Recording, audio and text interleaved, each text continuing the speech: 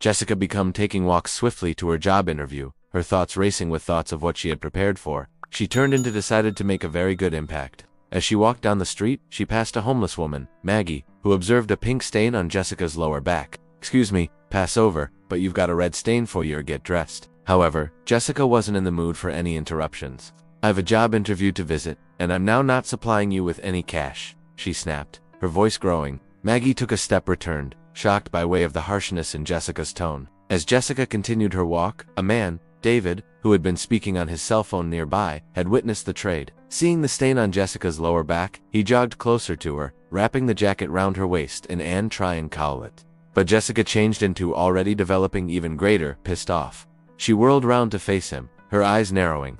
"Don't you dare touch me once more, or I'll call the law enforcement officials," she threatened, her voice sharp. She pulled far from him and stalked off, leaving David's status there, seeking to make sense of her impolite conduct.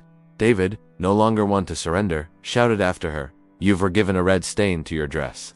I'm just seeking to assist, but I don't have time to provide an explanation for it." Moments later, Jessica walked into the office constructing and approached the receptionist, Linda, pronouncing, "I'm here for a job interview."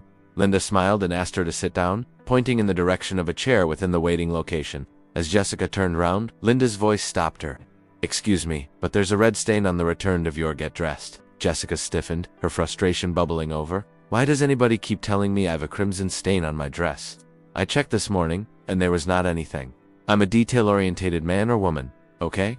You're all just making things up," she snapped, rolling her eyes and shaking her head. Linda, stunned by using Jessica's arrogance, stood there in bowled-over silence, unsure of a way to respond. Jessica settled into the chair, her hands crossed tightly over her chest. A couple of minutes exceeded earlier than Jessica changed into called into the interview room. As she walked in, her eyes at once landed on David, who became sitting at the pinnacle of the table. The realization hit her like a wave he turned into the identical man from in advance. He wasn't just some stranger seeking to assist, he became the hiring manager. "Wait," Jessica blurted out, observing him in disbelief.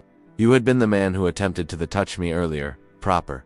David didn't recoil. He checked out her lightly, his expression impartial. "I wasn't trying to contact you. I used to be trying to permit you to know about the pink stain too, your get dressed.